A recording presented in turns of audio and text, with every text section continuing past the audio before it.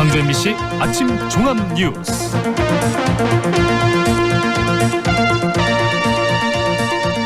(5월 29일) 수요일 아침 종합 뉴스입니다. 광주 군공항 이전이 막다른 길로 향하고 있습니다. 이전 사업과 주민 지원에 관한 설명회마저 후보지 지자체의 반발로 무산됐습니다. 공공기관을 추가로 지방에 이전하는 혁신도시 시즌2가 구체화되고 있습니다. 광주와 전남의 협력이 다시 한번 필요한 시점입니다. 고기잡이배의 선원으로 일할 것처럼 속여 돈만 미리 받고 달아나는 사기가 기승을 부리고 있습니다. 이상 오늘의 주요 뉴스입니다.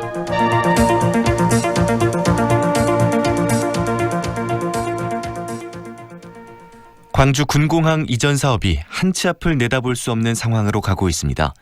이전 사업과 주민 지원책을 설명하는 자리마저 후보지 지자체들의 반발로 무산됐습니다. 이계상 기자입니다. 무안군청 홈페이지에 게시된 군공항 이전 반대 관련 동영상입니다. 전투기 소음 피해 등 지극히 감성적인 정보를 부각시켜서 군공항 이전의 부당성을 강조하고 있습니다. 이렇게 고막이 찢어질 정도로 소음이 심각합니다. 국방부가 무안과 영암, 해남, 신안 등 군공항 이전 예비 후보지를 대상으로 주민 설명회를 준비해왔지만 완강한 반대에 부딪혀 결국 무산됐습니다. 군공항 이전에 대한 정확한 정보와 주민 지원책을 설명하는 자료가 제작돼 있지만 주민들에게 배포할 기회조차 잡지 못했습니다. 정부가 국방부 거의 관계자입니다. 전남 지역 아무데나 가서 보따리 싸들고 가서 이거 설명회 할 거니까 오십시오 이렇게는 못하잖아요. 국방부의 첫 설명회가 수포로 돌아가면서 군공항 이전 사업이 안개 속으로 빠져들었습니다. 이런 상황이라면 광주공항의 국내선 기능만 무한으로 이전되고 마는 것 아니냐는 우려까지 나오고 있습니다. 또 군공항이 언제 옮겨갈지 알 수 없는 상황에서 전투기 소음 피해에 대한 주민 보상이라도 서둘러야 한다는 지적이 나오고 있습니다. 국방부나 이 정부에서 추진해야 될 일이기도 하지만 이 광주시가 좀 더 적극적이고 철저하게 준비하고 또 처절하게 대응하는 것도 한 방법 중에 하나로 생각합니다. 소음 피해의 주 원인인 T-50 훈련기에 도심 공항 이착륙 횟수를 최소화할 수 있도록 국방부가 군 공항의 기능 재배치를 먼저 추진해야 한다는 주장도 커지고 있습니다. MBC 뉴스 이계상입니다. 정부가 공공기관을 추가로 지방에 이전하는 이른바 혁신도시 시즌2를 구체화하고 있습니다. 이전 대상 기관을 선정하기 위한 연구 용역이 시작됐고 민주당은 공공기관의 추가 이전을 내년 총선의 공약으로 내걸 예정인데요. 광주와 전남의 협력이 또 한 번 필요한 때지만 현실은 그렇지 못합니다. 이재원 기자입니다. 국토연구원이 지난주 기존 혁신도시의 성과에 대한 연구 용역에 착수했습니다. 용역안에는 공공기관의 이전 성과를 바탕으로 추가 이전 기관을 선정하는 방안까지 담겨 있는 것으로 알려지고 있습니다. 민주당도 내년 총선 공약에 공공기관 추가 이전을 담을 것으로 알려져 혁신도시 시즌2는 기정사실화되고 있습니다. 혁신도시 시즌2가 되더라도 기존의 시즌1에서 이전했던 기관하고 연계성이 가장 중요한 팩트라고 생각합니다. 이처럼 혁신도시 시즌2가 급물살을 타고 있지만 광주시와 전라남도는 빛가람 공동혁신도시를 둘러싼 불협화음을 떨쳐내지 못하고 있습니다. 혁신도시 시즌2를 준비하기 위해서는 공동발전기금 조성 문제도 풀어야 할 숙제가 되고 있습니다. 지난 2006년 광주시와 전라남도 그리고 나주시는 이전 공공기관이 납부한 지방세로 공동기금을 조성해 지역 발전에 쓰기로 합의했지만 실현되지 않고 있습니다. 광주시는 올해부터 지방세의 50%를 기금으로 적립하고 매년 10%씩 올리자고 제안했지만 나주시는 기금의 규모와 시기를 용역으로 정하자는 입장입니다. 약속한 지 13년이 이용석 지났고 광주시장입니다. 16개 기관들의 이전이 완료되었지만 아직까지도 공동발전기금이 조성되지 못한 것은 참으로 안타까운 일이고 혁신도시 시즌2는 대규모 택지 개발 방식이 아니라 구도심이 이전 대상지가 될 가능성이 높다는 말이 국가균형발전위원회 안에서 흘러나오고 있습니다. 이에 따라 광주시와 전라남도 그리고 나주시의 상생협력관계 구축이 어느 때보다 절실한 상황입니다. 지금처럼 불협화음이 높은 상태에서 혁신도시 시즌2가 본격화되면 서로의 구도심에 추가 공공기관을 유치하기 위해 경쟁하는 웃지 못할 상황이 연출될 수도 있기 때문입니다. MBC 뉴스 이재원입니다. 빛가람 혁신도시 일대를 강소 연구개발 특구로 지정받기 위해 전라남도와 한국전력이 손을 잡았습니다. 전라남도와 한전은 강소 연구개발 특구 육성 및 지정을 위한 협약을 체결하고 특구 육성을 위한 재정 지원과 산학 연관 협력 활성화 방안 등을 추진하기로 했습니다. 강소 특구는 대규모 특구 개발을 지향하고 소규모로 경쟁력 있는 연구개발 단지를 조성하기 위해 지난해 도입된 제도로 과기부는 전국 10곳 이내의 특구를 지정하겠다는 기준을 고시한 바 있습니다. 바닷일은 노동 강도가 강해서 선원 구하기가 쉽지 않은데요.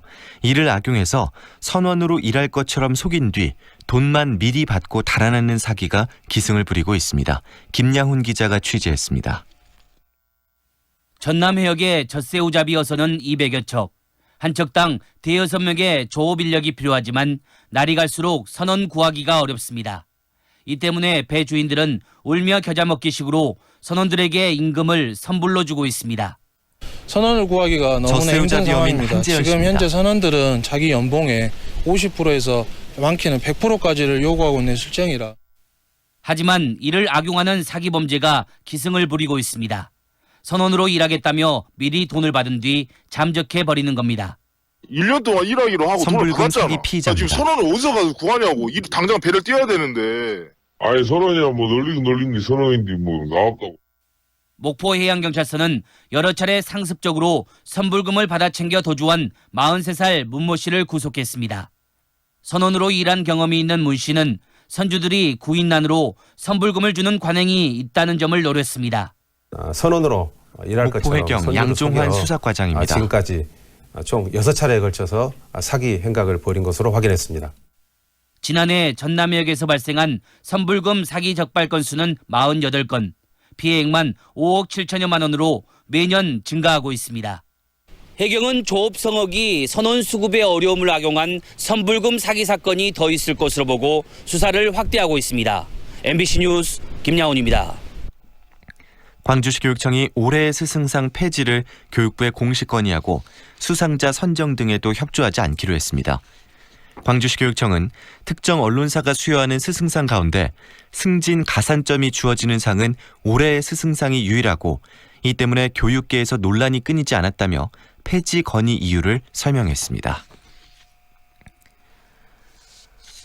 광주와 전남 중소기업체들이 다음 달 경기를 어둡게 보고 있는 것으로 조사됐습니다.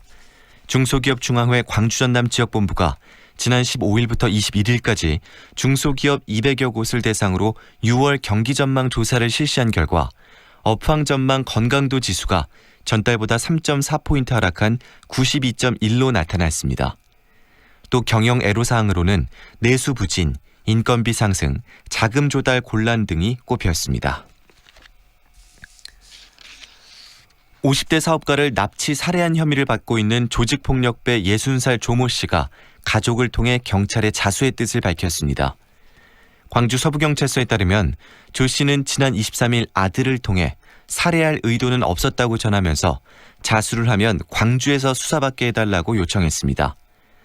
조 씨는 지난 19일 다른 일당 2명과 함께 부동산 사업가 56살 박모 씨를 광주의 한 호텔로 불러낸 뒤 박 씨를 납치 살해한 혐의를 받고 있습니다. 광주 북부경찰서가 인형 뽑기방에서 상습적으로 돈을 훔친 혐의로 35살 안모 씨를 구속했다고 밝혔습니다. 안 씨는 12차례에 걸쳐 현금 670만 원을 훔친 혐의를 받고 있습니다. 광주 MBC 아침 종합 뉴스를 마칩니다.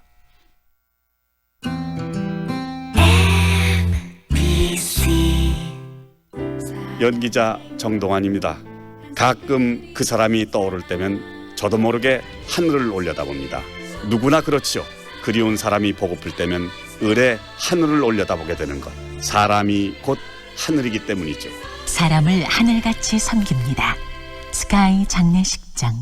2년은 금방. 이사 걱정 없이 내 집 마련을 원한다면, 호수공원과 테라스 거리, 생활을 생각한다면, 16개 공공기관 이전 예정까지 미래 가치를 기대한다면 사랑으로 선택하세요. 광주 전남 혁신도시 사랑으로 부영 061-337-8245 부영주택. 지금 시각은 8시 10분입니다.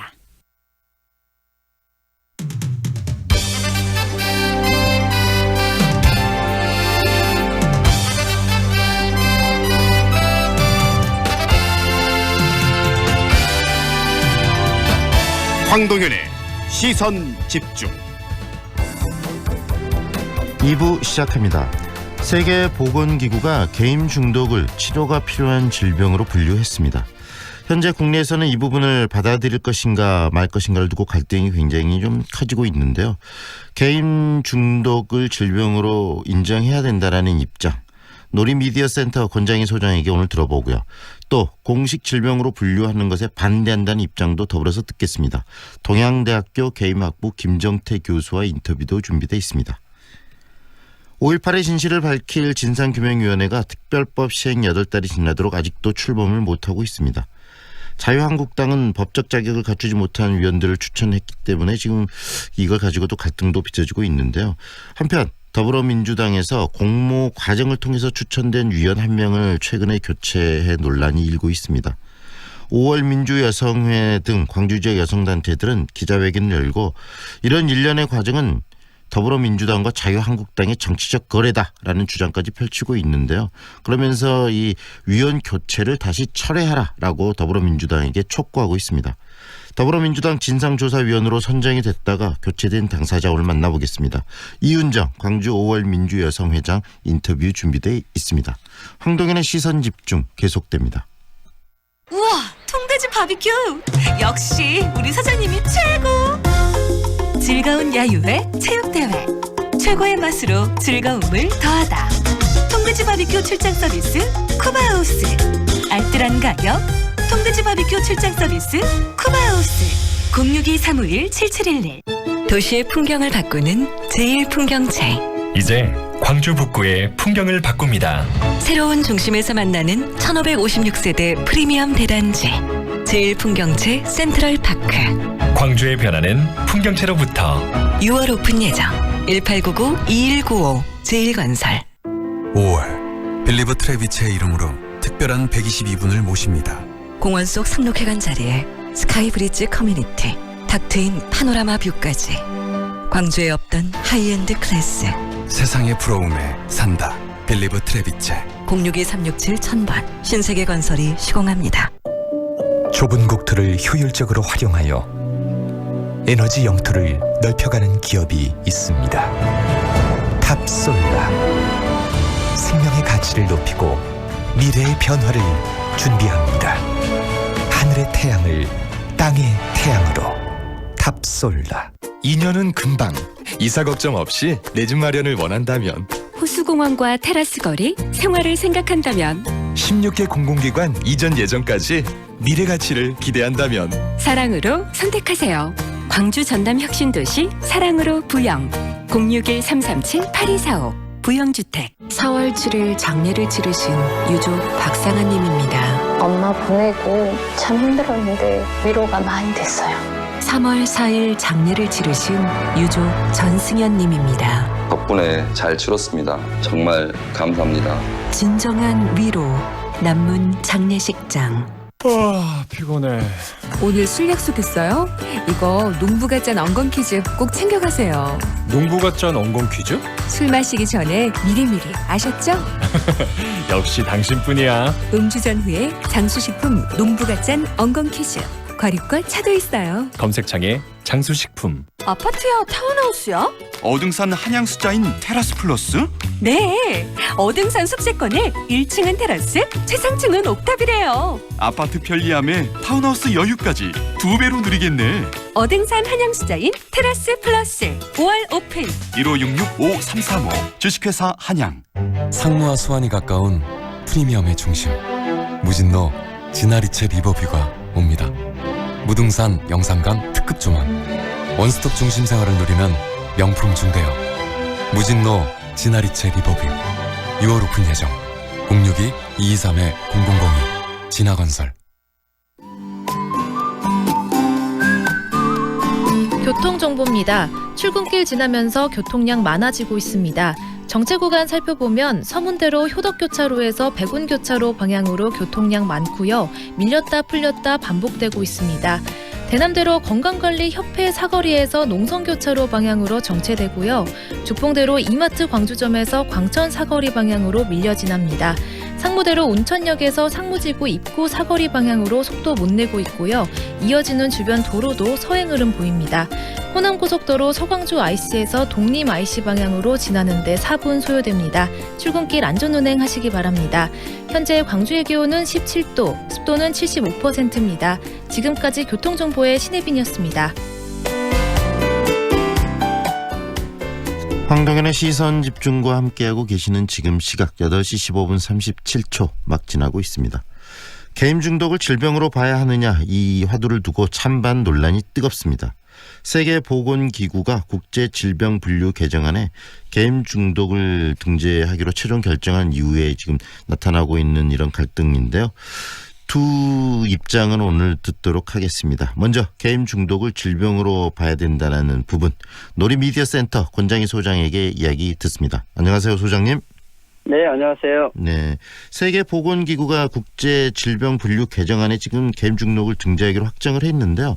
이렇게 세계보건기구가 직접 나서서 게임의 문제점을 지적하고 있는 이유부터 한번 들려주시겠습니까?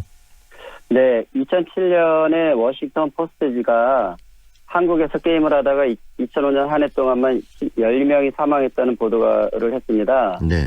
그리고 이어서 독일, 중국, 일본에서도 묻지마 살인 등이 지속적으로 게임으로 인해서 발생해서 국제적 이슈가 되어 왔고요. 네.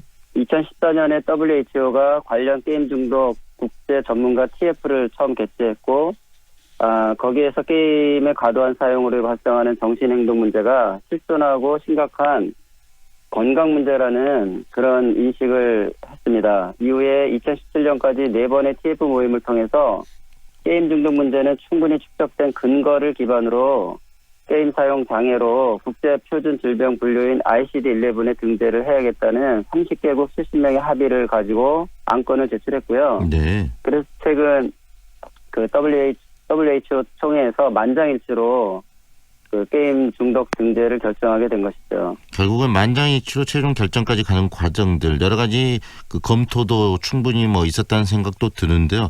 이렇게 지금 WHO가 내린 결정에 대해서 우리 소장님은 어떤 생각이세요?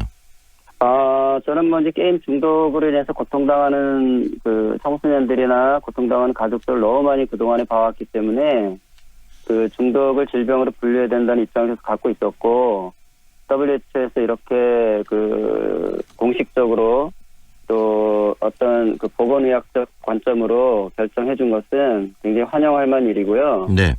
덕분에 이제 우리나라에서도 더 이상 게임이 중독이 된다 안 된다 이런 논쟁을 할 필요가 없게 된 것은 다행이라고 생각합니다. 네, 이런 논쟁을 할 필요가 없게 된 상황이 됐다는 말씀하셨는데, 이 WHO의 결정을 가지고 또 다른 논쟁들이 또 시작되고 있는 측면도 좀 있는 것 같아요, 소장님. 그런데 소장님께서 말씀하신 것처럼 게임 중독으로 발생하는 여러 가지 안타까운 사례들을 개인 또 청소년 가족들의 사례를 통해서 봤다라고 말씀해 주셨는데, 그 사례들 좀 소개 좀 해주세요. 어떤 심각성들이 있습니까? 일단은 게임, 물론 이제 그 모든 중독의 공통적 특징이기도 한데요. 그 중독은 일상생활이 되지 않는 것입니다. 그 중독으로 인해서. 네. 그래서 많은 아이들이 밤을 새워가면서 게임을 하기 때문에 학교를 갈 수 없는 아이들이 너무 많이 있고요. 그래서 우리가 알고 있는 희귀꼬물이나 이런 그 은둔형 외톨이 같은 거 있지 않습니까? 네네. 게임 중독 때문에 그런 아이들이 많고, 제가 이제 전화를 받아보면 매일 12시간만 게임을 하라 그러는데 그걸 지키지 못해서 너무 속상해요. 이런 부모님들 이야기가 많습니다. 네. 하루에 12시간을 하는데도, 하라고 하는데도 그것도 못 지킬 정도면 일상이 안 되는 것이죠. 네. 그리고 이제 뉴스에서 많이 보도됐지만 어떤 신혼부부는 게임을 하느라고 아기를 방치해서 죽게 한 경우도 있었고, 네. 또 게임을 못하게 하니까 또 이제 과도하게 폭력을 행사해서 부모를 살해하는 경우도 있었고, 사실상 게임의 중독적 특성으로 인해서 생겨나는 그 심각한 문제들은 엄청나게 많이 나타나고 있죠. 네. 그런데 일부에서는 이렇게 질병으로 WHO까지 나서서 그 규정을 해버리면 게임 중독에 대한 이 부분들이 또 낙인 효과가 생기기 때문에 더 많은 또 환자들로 규정된 사람들이 있고, 여러 가지 또 거기에서 파생된 문제들도 생길 수 있을 것이다라는 우려도 하던데, 그 부분에 대해서는 어떤 생각이십니까? 이게 이제 게임을 중독으로 만드는 것이 게임을 중독으로 하는 것이 아니라 게임 중독자를 질병으로. 중독으로 분류해서 치료를 하기 위한 것이 목적이거든요. 네. 그래서 이제 세계보건기구도 뭐 게임 중독이라는 말을 하지 않고 게임 사용 장애라고 얘기를 해요. 여기서 네. 장애는 뭐 그 장애인을 말하는 디스에이블이 아니고 네. 디스오더입니다. 그래서 게임 자체에 대해서 좋다 나쁘다라는 가치 판단이 아니라 게임을 사용하는 데 있어서 부적응적이고 병적으로 사용하고 있는 상태, 이런 걸 규정하는 거거든요. 네. 예를 들면 알코올 중독도 알코올을 사용하는 데 있어서 그 패턴이 병적이고 중독적이라는 개념이거든요. 네. 그러니까 알코올이 문제가 있다 이런 게 아니거든요. 그래서 마찬가지로 게임 사용도 병적으로 중독적으로 사용하는 행태에 대해서 접근하는 것이기 때문에 낙인 효과로 보는 것은 지나치게 비약이고 네. 과잉 반응일 뿐이라고 생각합니다. 또 하나의 문제가 우리나라 같은 경우에는 이 게임 산업이 굉장히 활성화되고 있는데 이런 WHO 게임 중독을 질병으로 규정하는 이 상황들 이후에 그런 산업적인 부분이 너무 위축될 가능성도 좀 있지 않느냐라는 지적도 있는데 그 부분에 대해서도 한 말씀해 주시죠. 네, 사실은 게임 중독자들을 그러면 방치해야 산업이 번창한다면 그런 산업은 과연 누구를 위한 산업인지를 되묻고 싶어요. 네. 사실 게임 산업도 중요하지만 그것들로 인해서 부작용이 생기고 있다면 그 당연히 게임 산업에서 책임을 져야 될 문제이지. 네. 그러니까 우리는 중독자는 무시하고 산업만 보호해달라 이런 것은 너무 정말 그 문제가 있는 얘기고요. 네.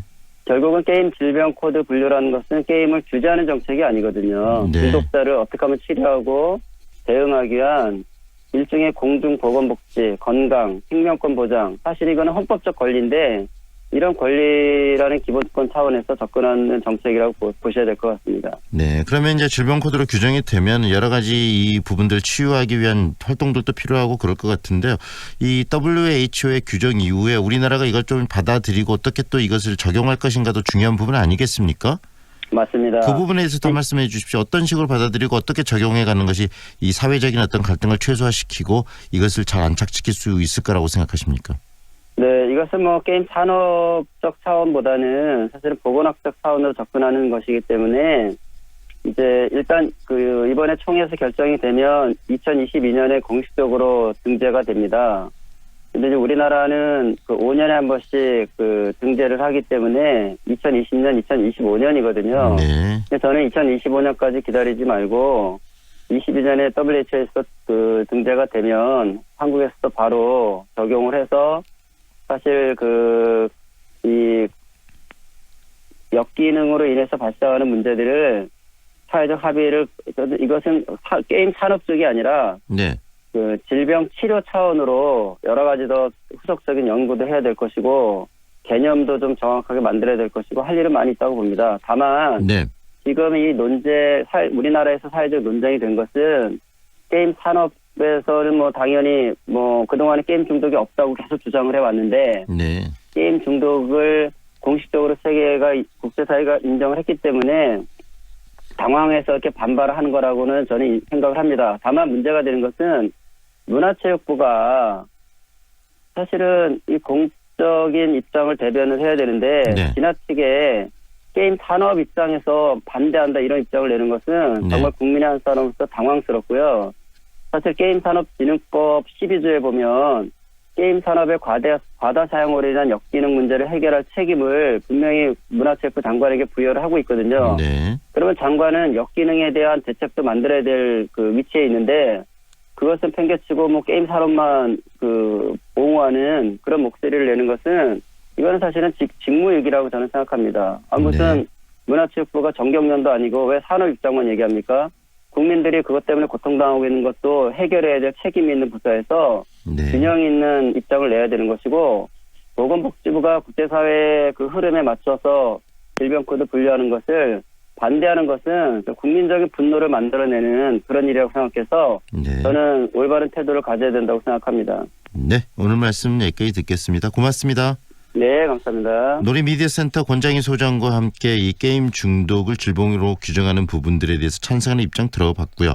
이 질병으로 규정하는 건 좀 과하다. 반대 입장도 연이어 듣도록 하겠습니다. 동양대학교 게임학부 김정태 교수 연결합니다. 안녕하세요, 교수님.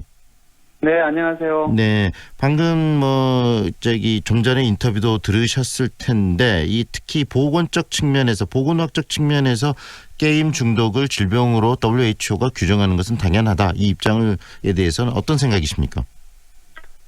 일단은 표면적으로는 그 게임에 대한 부정적 편견과 모래로부터 비롯됐다고 봅니다. 네. 그리고 또 하나는 이제 일부 학부모님들의 반게임 정서를 끌어들여서 사회 이슈화하고 정쟁에 이제 활용하는 그런 모습이라고 볼 수 있고, 네. 결과적으로는 이제 찬성 측의 이권과 과세 논란에서 자유로울 수 없는 이렇게 세 가지 큰 문제가 있는데, 네. 첫 번째 이제 부정적 편견과 몰이의 부분은 세상에 이제 처음 등장한 뉴미디어들, 영화도 그랬고, TV도 그랬고, 만화도 그랬듯이 처음 등장하면 그들에 대한 공포 심리가 굉장히 팽배하죠. 일종의 게임 포비아죠. 네. 게임 포비아를 지금 이제 WHO나 국내 찬성 측에서는 이제 그걸 인정을 하고 받아들이는 측면이 강하다고 봅니다. 네. 그 한편 이제 일부 학부모들과 시민단체들의 이제 반게임 정서를 이제 사회 이슈화한 노력은 네. 2004년경까지 거슬러 올라갑니다. 네. 그때는 이제 청소년 수면권 보장이라는 명분 하에서 결국은 2011년에 게임 셧다운제가 통과시켜서 현재도 시행 중이지 않습니까? 아직 네. 논란도 많고요. 그 밖에도 2013년에 이제 4대 중독법이니 중독물 관리법이니 이런 것들을 지속적으로 발의를 했었고, 이제 회기가 지나서 이제 폐기된 적이 있습니다. 이런 부분들을 보면 지금 현재 게임 중독이라는 프레임이 너무 강화되고 있는 그런 측면이 없지 않아 있다고 볼 수 있습니다. 네. 또 그 과세적인 측면이나 그다음에 또 이런 보건복지나 보건 관련 당사자들의 어떤 이해관계 이야기도 하셨는데 그 이야기는 어떤 이야기입니까? 일단은 그 며칠 전에 이제 한 매체에서 게임 중독세 추진 논란 기사가 났는데, 네. 복지부는 이제 사실 무근이다라며 해명을 했었죠. 네. 근데 실제로 2012년경부터 아까 말씀드린 2011년 게임 셧다운제 시행 이후에 복지부와 정신의학계에서는 공공연히 수건 사업이라는 얘기를 해왔습니다. 네. 그런 상황에서 이 WHO의 게임 질병학 코드 움직임은 국내의 어떤 그 찬성론자들과 어떤 합의 내지는 공조에 의한 것이 아닐까 하는 합리적인 의심이 가능한 대목입니다. 그 예로 네. 크리스토퍼 퍼거슨이라는 미 스탠스대 심리학과 교수가 5월 13일경 모 언론과 인터뷰를 했거든요. 그때 네. 뭐라고 얘기를 했냐면은 WHO 고위 관계자들로부터 들은 얘기다라고 하면서 아시아 국가들이 정치적 압력을 받았다. 특정 국가를 밝히지는 않았지만 중국, 한국 같은 나라들이 게임에 대해서 가장 정치적으로 활발한 움직임을 보이고 있고, 네. 압력을 가했다고 보는 것이 타당하다는 주장을 펼쳤습니다. 이 얘기에 귀 기울 필요가 있는데, 네. 실제로 한국에서는 2016년경에 모 대학에서 이제 중독 국제 세미나 워크숍이 있었거든요. 그때 WHO의 블라드미르 포즈냐크이라는 전문가가 중독 책임자죠. 기조연설까지 했었습니다. 물론 이제 국제 세미나이기 때문에 할 수는 있지만, 네. 그만큼 한국에서는 이 게임 질병화 코드에 앞장을 서는 그런 움직임을 지울 수가 없고요. 심지어는 이전 정권에서 황교안 전 국무총리가 2016년 2월 25일 날 국가정책조정회의를 열고 그때 정신건강 종합대책을 발표하기도 합니다. 네. 발표하고 그때 게임 중독을 질병 코드로 분류해서 관리하겠다는 그 정책 발표문에 있었던 내용을 그거를 제대로 한번 추진을 하라 이렇게 지시를 한 적도 있거든요. 네네. 그렇기 때문에 이게 단순히 WHO의 어떤 단독의 결정인지 한번 고민을 해볼 필요가 있다라는 말씀을 드리겠습니다. 여러 국가 또 정치 집단의 이해관계가 또 이런 부분에 반영될 수도 있다라는 그런 우려를 갖고 계시는 거네요. 네네, 그렇습니다. 그렇다면 교수님, 지금 게임 중독이 질병으로 볼 수 없는 또 나름대로 근거와 주장이 있으실 것 같아요. 그 말씀도 해주십시오. 왜 게임 중독이 질병이 아니죠? 게임 중독이라는 말은 사실은 일종의 메타포죠. 중독이라는 표현 자체가 아시는 바대로 어떤 그 떡볶이 중독이라든지 빨간맛 중독 이런 것들처럼 쓰이는 표현으로는 저희도 동조를 하는 편인데 네. 이거를 게임이라는 그 뉴미디어를 어떤 규제나 치료의 대상으로 보는 건 굉장히 부당하다고 생각을 합니다. 네. 게임 중독이라는 표현 대신에는 만약에 이제 의료계나 정신의학계 쪽에서 주장하는 것처럼 그런 표현으로 굳이 가져간다고 하면 이제 게임 과몰입이나 게임 과의존 정도가 맞겠죠. 예, 그리고 WHO에서 이번에 이제 규정한 게임 이용 장애, 이른바 이제 게이밍 디스오더라는 게 네네. 뭐라고 규정을 했냐면 온라인 또는 오프라인에서 지속적 또는 반복적으로 게임 행동의 패턴을 특징으로 한다 이렇게 돼 있거든요. 근데 네. WHO가 제시한 진단 기준은 이제 세부 기준이죠. 게임에 대한 조절력 상실, 그다음에 다른 일상 활동보다 현저하게 게임의 우선순위 부여, 그리고 부정적 문제 발생했음에도 불구하고 게임을 지속적으로 과도하게 하는 행위, 이런 표현들을 진단 기준으로 제시를 했거든요. 네. 근데 이 표현들 중에 게임 대신에 다른 표현으로 바꿔도 전혀 무색하지 않습니다. 네. 예를 들어서 쇼핑이나 SNS나 TV 시청이나 유튜브 시청, 등산, 자전거 타기 이런 말로 대체를 해도 전혀 이상하지 않다. 그 얘기는 무슨 얘기냐면은 게임 중독이라는 그 WHO의 어떤 규정이나 네. 진단 기준은 과학적 의학적으로 규명이 안 됐다는 것을 바로 방증하는 셈이고요. 네. 그리고 WHO에서 이제 게임 중독을 이제 다룬 많은 의학 논문을 네네. 가지고서 이제 이번 그 규정에 이르기에 도출하기에 이르렀는데 실제로 이 논문들의 근거가 된 거는 1990년대 즉 인터넷 도입기지 않습니까? 1995년경이니까 5, 6년경이니까 네. 이제 이른바 미국 심리학자 이제 킴벌리 영이 제시한 기준을 따르는 건데 이거는 벌써 20년도 더 된 인터넷 초창기에 도입된 그 지표입니다.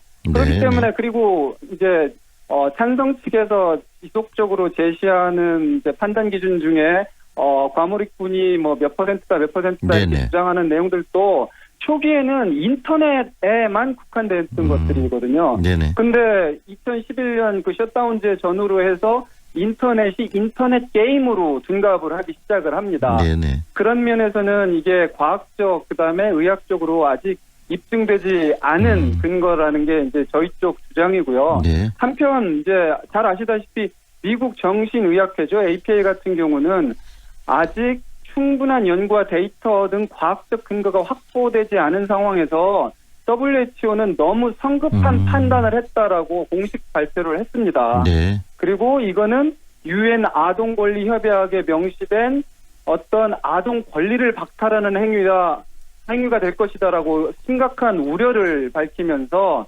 게임을 카페인과 같은 앞으로 우리가 연구를 해야 될 어떤 숙제로 남겨주자라고 했었거든요. 네네. 그런데 지금 한국에서는 우리 찬성진영과 이제 복지부 그리고 네. 정신의학계 등이 이제 앞서서 나서가지고 심지어는 뭐 2022년부터 바로 시행에 옮기자. 네네. 이거는 상당히 위험하다고 봅니다. 네. 최근에는 또 네. 하나 이제 아예 헌법 위배되는지도 따져볼 일이라는 주장이 제기됐는데 네네. 헌법 제10조에 이제 국민의 행복 추구권과 자기결정권을 침해할 수 있다. 이러는 심각한 법학자의 이제 권고도 있었습니다. 네. 지금 이런 논란들이 결국은 여러 가지 또 이 갈등 구조 속에서 부딪히고 있지만 이런 논란들을 통해서 좀 더 합리적인 방안들이 앞으로 좀 도출돼야 될 것 같고요. 그 시작점으로 우리가 두 분의 인터뷰를 들었습니다. 오늘 말씀 잘 들었습니다. 교수님 고맙습니다. 네, 감사합니다. 지금까지 동양대학교 게임학부 김정태 교수와 함께했습니다.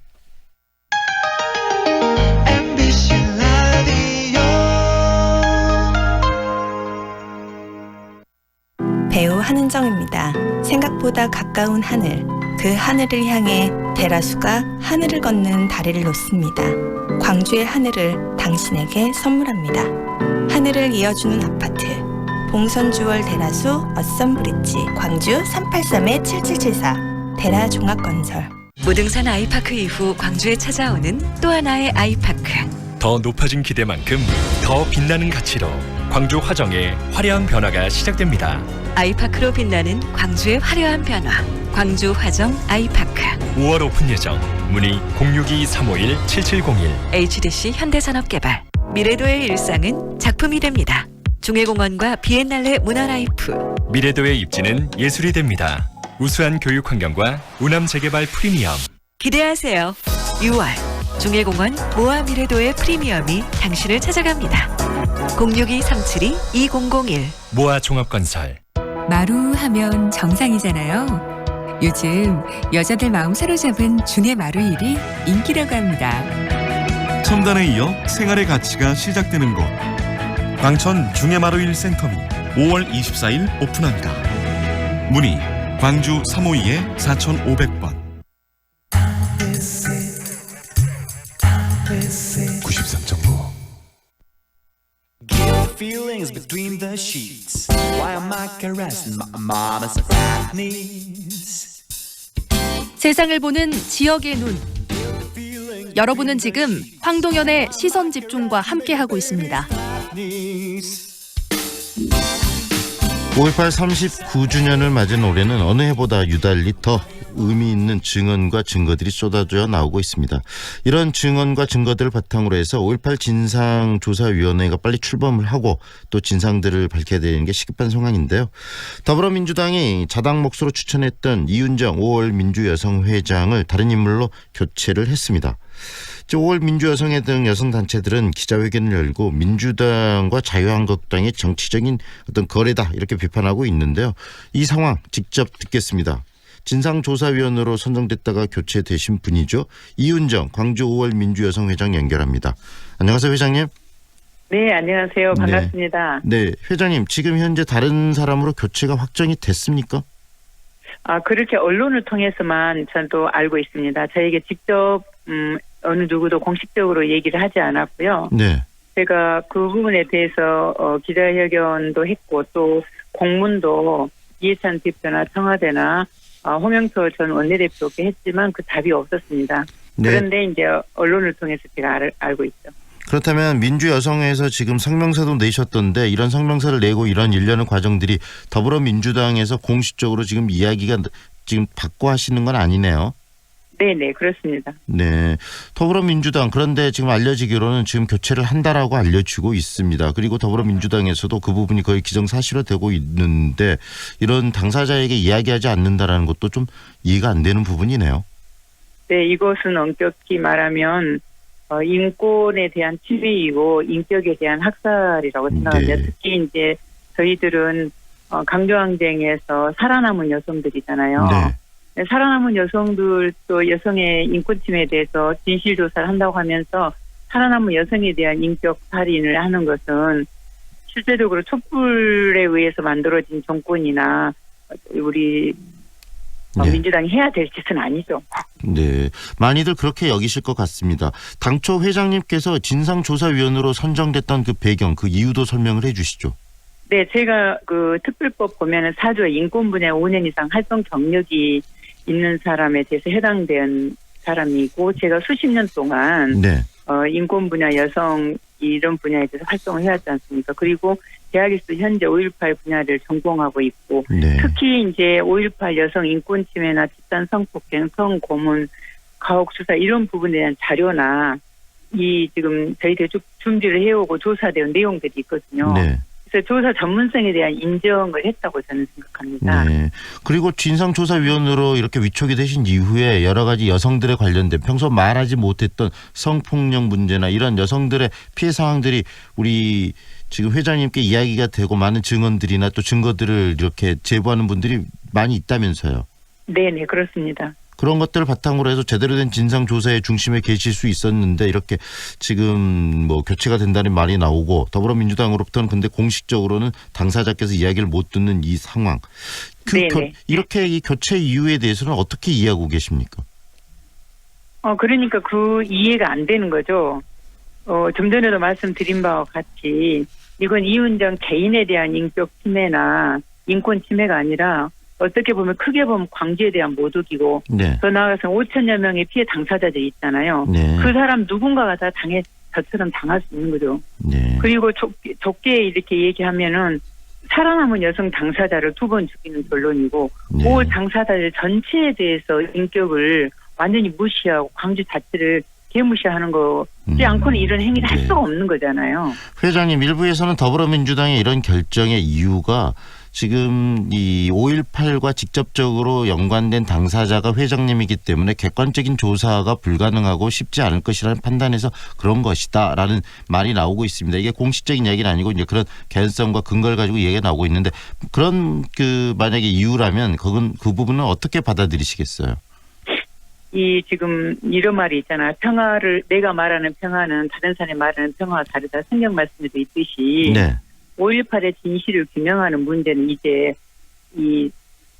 공식적으로 나와 있는 군대 자료로는 얘기할 수 없거든요. 네. 이번에 많은 증언들이 나왔잖아요. 그런 것처럼 이 증언을 토대로 해서 그 진실이 규명되어져야 되는데 그 어느 누가 이 진실을 규명하는 데 있어서의 당사자만큼 그 고통의 깊이를 알 수 있겠어요. 네. 특히 여성 집단 성폭행 문제나 우리 구속되었을 때 받았던 인권 침해에 대한 가혹 수사, 성고문 이런 부분에 대해서 그 아픔을 뼈저리게 느끼고 그동안에 활동을 해오면서 검증되고 이런 과정 속에서 아는 사람이 그 아는 것만큼의 깊이를 얘기할 수 있는 것이지 네. 이게 객관성이 없다고 얘기하는 건 그런 말장난이고 논리에 불과한 겁니다. 네.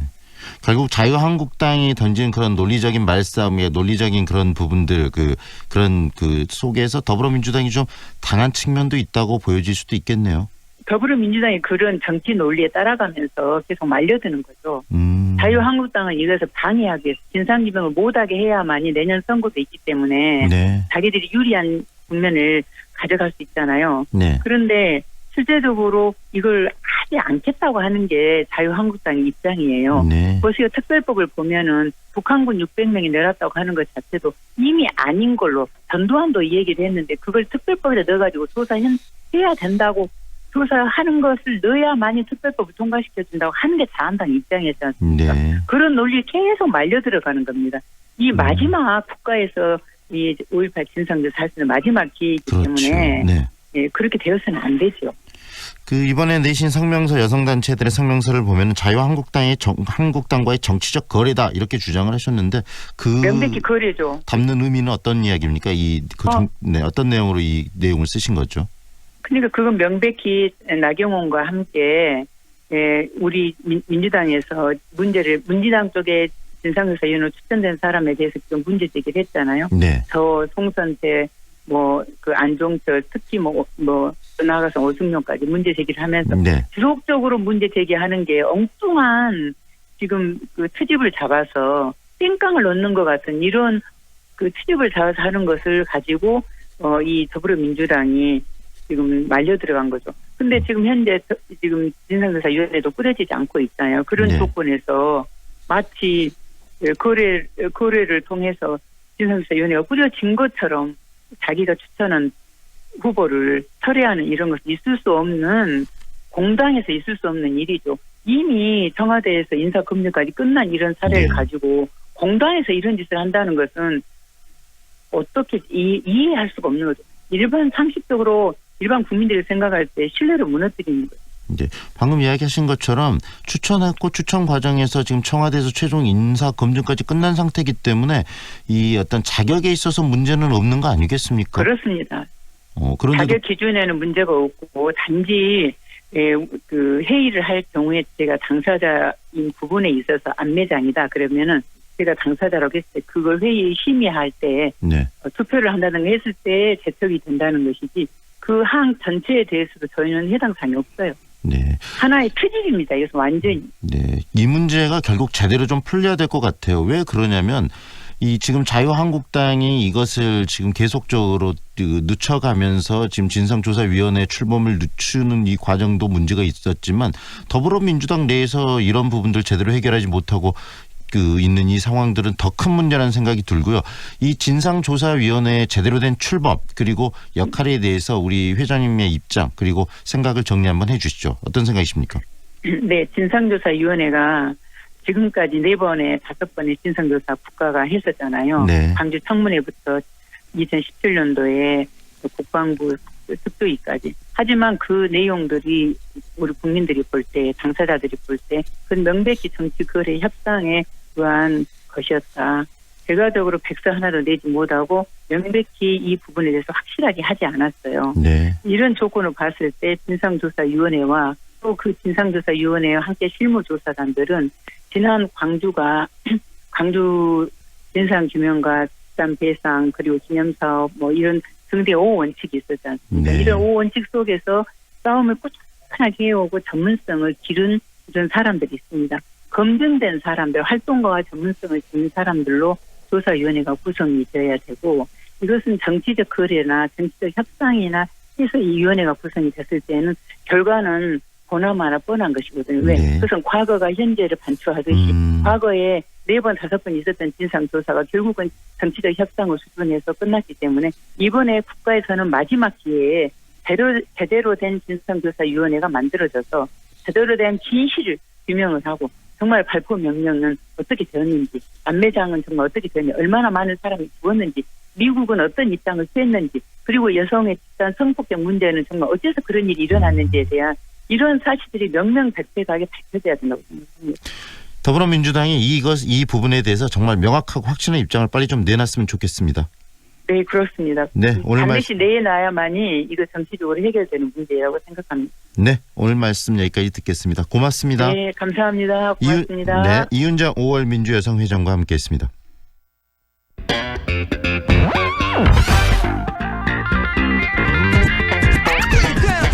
남도의 다양한 소식들을 만나보는 시간이죠. 오늘은 전남 중부권 소식 정리합니다. 빛가람신문 박은정 국장 연결하겠습니다. 안녕하세요, 국장님. 네, 안녕하세요. 네, 나주 한전본사 주변 수만 평이 고구마 밭으로 변했다. 잘 이해가 안 되는 이야기이기도 하고 그러는데 현재 상황 좀 전해 주시겠어요? 네, 그 나주 빛가람 혁신도시에 자리한 한국전력 본사 주변이 고구마밭으로 변해 궁금증을 자아내고 있습니다. 네. 그 금사라기 땅 수만 평이 고구마밭으로 변한 부지는 한전 정문 맞은편의 4만여 평방미터와 그 북쪽에 자리한 테니스 코트 옆 3만여 평방미터 등 7만여 평방미터인데요. 그 수년 동안 나대지로 방치돼왔던 이 부지의 고구마 밭은 영암 지역의 전문 농업인이 부지를 임대해 조성한 것으로 알려졌습니다. 여기에 첨단 혁신 단지들이 들어서야 될 바로 그 7만 평의 지금 대지가 고구마 밭이 됐다는 이야기로 들리는데요. 어떤 이유에서입니까? 네, 그 빛가람 혁신도시 중심 지역이 고구마밭으로 변한 데는 산학연 클러스터 조성 사업이 지지부진한 데 따른 것으로 풀이되는데요. 네. 그 혁신도시의 산학연 클러스터는 기업과 대학, 연구소 등의 상호작용을 통해 기술 개발, 인적 정보 교육, 사업 시행 등에서 그 시너지 효과가 극대화되도록 유도해 고부가 가치를 창출하기 위해 지정했습니다. 그 때문에 그 산학연 클러스터로 지정된 이들 부지에는 아파트형 공장인 지식산업센터가 들어서야 하는데요. 그 사업자들이 센터를 짓더라도 입주업체 모집에 부담을 느껴 수년 동안 센터 착공을 미뤄왔습니다. 네. 그 지난 2014년 7월 강주도시공사가 공급한 해당 용지들은 갈대밭으로 방치된 채 지식산업센터 착공이 미뤄지거나 일부 토지는 금융권 대출금 상환 지연으로 경매가 진행 중인 것으로 알려졌습니다. 결국은 사업자 입장에서 이런 그 7만 평이 넘는 용지를 방치할 수 없어서 부지를 임대했고 기업체, 연구소 등이 들어갈 땅이 결국은 고구마밭으로 변한 것이다. 이 말씀이시네요. 네, 그렇습니다. 문제는 네, 없나요? 허가나 이런 과정에? 네. 네, 특별히 그 허가를 받지 않고 건축물을 짓는 것이 아닌 이상 고구마밭을 심는 행위에 대해서는 그 법적으로 제재할 규정은 없는 것으로 알려졌습니다. 네. 하지만 그 문제는 용지를 분양받은 후 일정 기간 내 사업 목적에 맞게 건축물을 착공해야 한다는 강제 이양 조항도 없고요.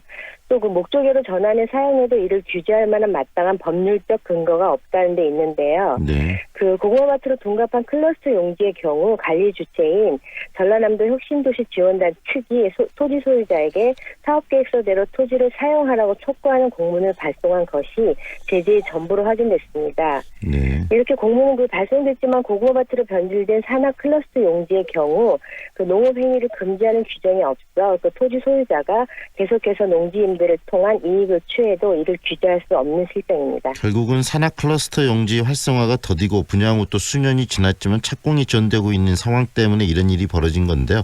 결국 나주혁신도시 산악 클러스터 용지에 있던 진행 상황, 분양의 진행 상황은 어떻습니까? 네, 그 전남도와 나주시에 따르면 5월 현재 나주혁신도시 산악형 클러스터 용지는 전체 84개 필지 41만 4,619.9 평방미터 중 69개 필지 33만 9천 평방미터가 분양 완료돼 그 82%에 달하는 높은 분양률을 보이고 있습니다. 네. 그 이처럼 그 클러스터 용지의 분양을 순항하고 있는 반면 착공률은 분양률의 절반에도 못 미치는 48.67%를 보이며 거북이 걸음을 하고 있어 문제로 지적되고 있는데요. 네.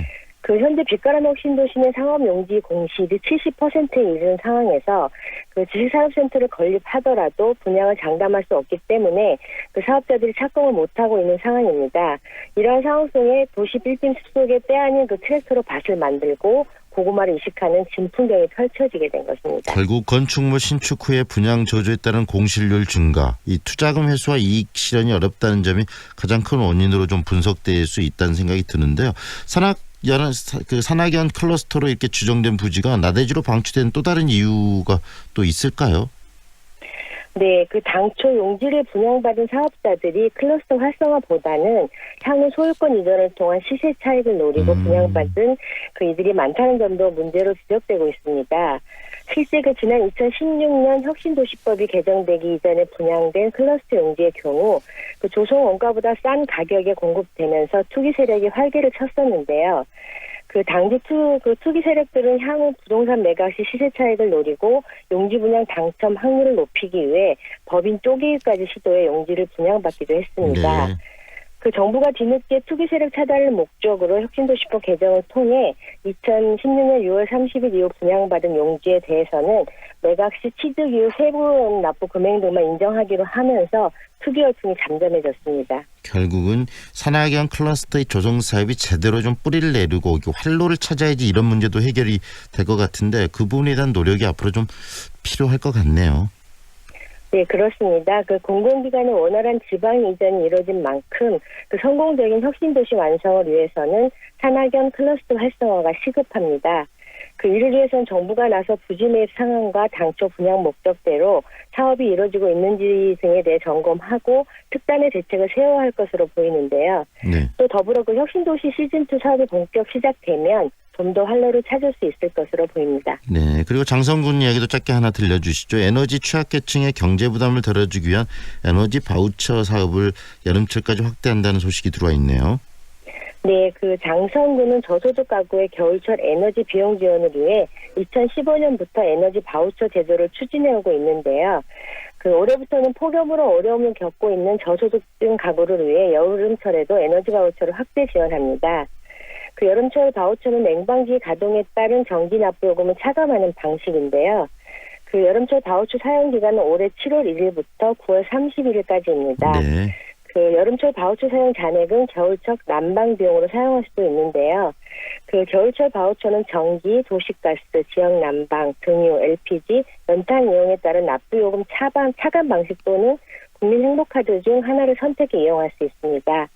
그 에너지 바우처 지원 대상은 소득 기준과 가구원 특정 기준을 모두 충족하는 가구입니다. 네, 오늘 말씀 여기까지 들을게요. 고맙습니다. 네, 감사합니다. 지금까지 빛가람신문 박은정 국장이었습니다. 날씨 정보입니다. 오늘은 전국이 종일 맑겠고 공기도 깨끗해서 바깥 활동하기 좋겠습니다. 한낮에는 햇볕이 내리쬐며 기온이 최고 28도를 보이겠고요. 다만 아침 기온은 19도를 보이며 다소 서늘합니다. 일교차가 약 10도 이상 차이가 나며 많이 크니까요. 건강관리에 유의하시기 바랍니다. 햇볕이 강한 만큼 낮 동안 자외선과 오존 농도는 높음 단계를 보입니다. 이번 주 내내 따뜻한 날씨가 계속되겠습니다. 현재 광주의 기온은 19도, 습도는 67%입니다. 이어서 이 시각 교통정보입니다. 정체 구간 살펴보면 백운교차로에 교통량 많습니다. 각 방향으로 모두 서행 흐름 이어지고 있는데요. 주월교차로에서 백운교차로 방향으로 밀려 지납니다. 동문대로 북문교차로에서 예술고 교차로 방향으로 지나는데 6분 소요되고요. 대남대로 농성교차로에서 건강관리협회 사거리 양방향으로 정체됩니다. 무등도서관 사거리에서 말바우 사거리 방향으로 지나는데 6분 소요됩니다. 안전운행 하시기 바랍니다. 지금까지 광주 집값을 한눈에 광주 1등 부동산 어플 사랑방 부동산 협찬 날씨와 교통정보의 신혜빈이었습니다. 배우 한은정입니다. 생각보다 가까운 하늘, 그 하늘을 향해 대라수가 하늘을 걷는 다리를 놓습니다. 광주의 하늘을 당신에게 선물합니다. 하늘을 이어주는 아파트, 봉선주월 대라수 어썸브릿지 광주 383-7774 대라종합건설. 프리미엄 SUV의 모든 기준 집 그랜드 체로키.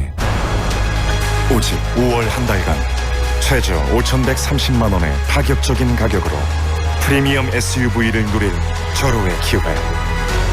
집 그랜드 체로키.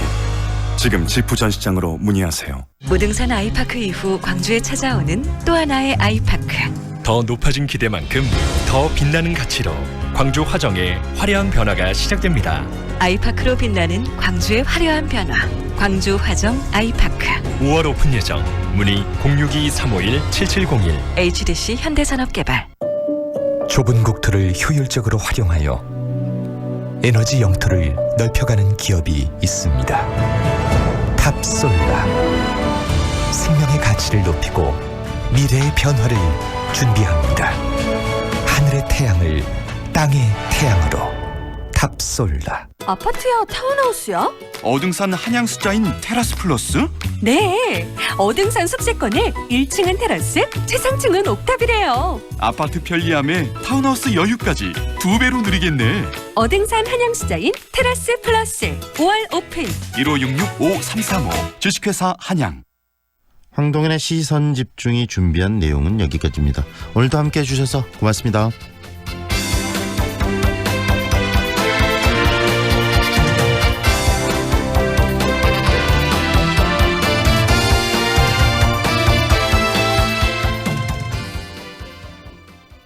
지금 시각은 8시 57분입니다. 광주 MBC 제7회 꿈을 실은 독서 열차. 독서 토론을 통해 친구들과 생각을 교환하고 방송인, 영화인, 베스트셀러 저자와의 만남을 통해 폭을 넓히고 파주 출판 도시를 해설사와 함께 둘러보는 2박 3일의 알찬 체험. 참가 신청서는 광주 MBC 홈페이지에서 내려받을 수 있습니다. 광주 시내 고등학교 1학년 학생들의 많은 참여를 기다립니다. 광주 MBC 꿈을 실은 독서 열차는 질문이 있는 교실, 행복한 학교, 광주광역시 교육청, 광주광역시 교육연구정보원과 함께합니다. 배우 박철민의 귀환, 연극 늙은 도둑 이야기. 28년간 사랑받아온 국가대표 시사풍자 코미디. 5월 31일과 6월 1일 광주 5.18 기념 문화센터에서 호복절도 배꼽 잡는 웃음을 전해드립니다. 대체불가 박철민, 전회 출연, 전회 매진의 신화. 2019년에도 통쾌한 웃음은 계속됩니다. 연극 늙은 도둑 이야기.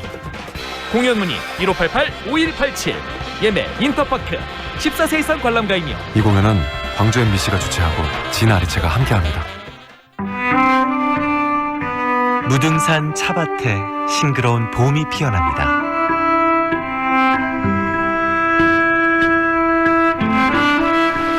내 그림은 무등산 물로 그리고 내 차는 무등산 물로 달인다. 하늘과 땅, 사람을 귀히 여겼던 의제 허백년의 삼해 정신이 깃든 무등산.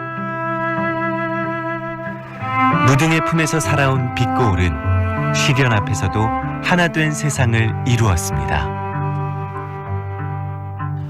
5월, 푸르른 무등의 찻잎은 광주를 닮았습니다. 광주는 무등을 닮았습니다. 알수록 귀한 산 무등산. 무등산은 광주의 정신입니다. 광주 MBC 캠페인 무등산을 사랑하자. 이 캠페인은 현대해상, SK 브로드밴드와 함께합니다.